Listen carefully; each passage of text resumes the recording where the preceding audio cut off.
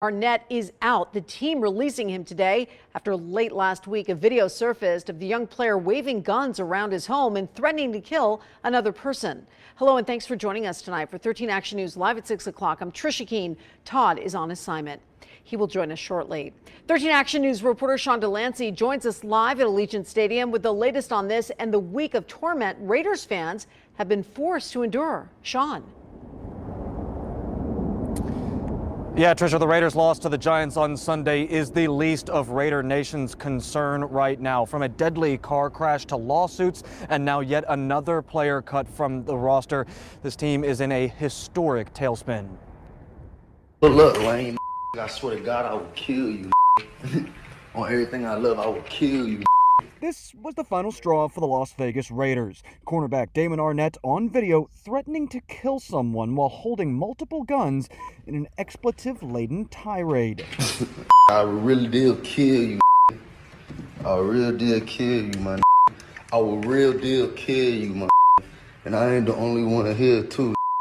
Arnette is now out. The video surfacing just hours after two lawsuits came to light against the NFL player. One for allegedly injuring a woman in a hit and run, the other for allegedly assaulting a valet at the Aria. For people to blame the Raiders or the city of Las Vegas, I'd say totally wrong.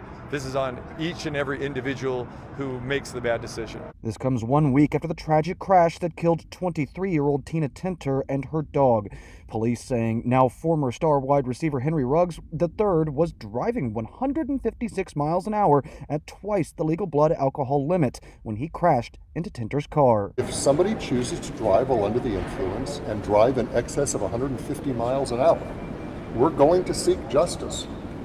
This community needs to understand that driving while impaired is a serious matter. Ruggs is now facing decades in prison on multiple felony charges, including DUI causing death. Arnette is out of the league, at least for now. This is a fascinating decision here on a lot of levels by Damon Arnette. This was a kid that had basically decided his college career was over a year ago at cornerback and didn't even show up for some post-season meetings with Ohio State. All week, we've been telling you about Henry Ruggs, the first Raider ever drafted to Las Vegas. He, of course, now facing charges for a deadly DUI crash. Now, today, we're also learning more about the player drafted just 7 picks later. Damon Arnette went 19th overall. The Raiders cornerback now, though, being sued for an alleged hit-and-run crash that happened in October of late last year. Plus, he is also right now facing another lawsuit that alleges an assault. Turning now to 13 Action News anchor Ross DiMattei. He is live for us outside of Raiders headquarters in Henderson with more on what Arnette is being sued for. Ross.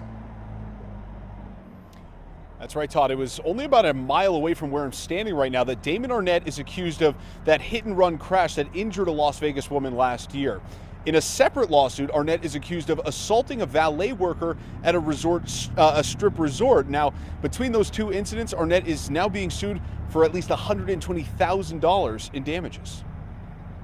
13 Action News has acquired a lawsuit accusing current Raiders cornerback Damon Arnette of illegally leaving the scene of a crash he caused. It says on October 14th of last year, Arnette was heading eastbound on St. Rose Parkway, traveling at a high rate of speed to avoid being late to a meeting at team headquarters, when Arnette attempted to make a dangerous last-second turn.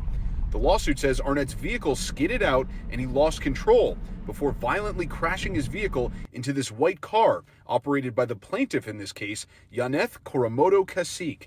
The lawsuit goes on to accuse Arnette's passenger of falsely trying to take the blame before Arnette ultimately admitted he was the driver at the time of the crash. Attorneys for the plaintiff sent us a statement that reads in part, quote, "This lawsuit only arises because Mr. Arnette has failed to take responsibility for his actions.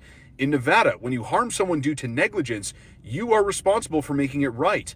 Our client is left with a mountain of medical bills from this crash, totaling more than $92,000.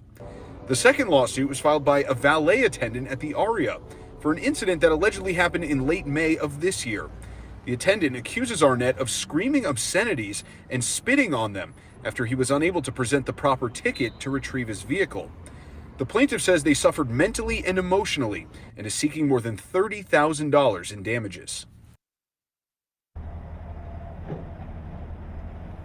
Now, we did reach out to the attorneys for the plaintiffs in both of these cases, and neither of their clients wanted to talk to us about their ongoing litigation. And we also reached out to the attorneys for Damon Arnette, hoping to allow him to tell his side of the story. But tonight we are still waiting to hear back. We're live outside of the Raiders headquarters in Henderson. Ross DiMattei, 13 Action News.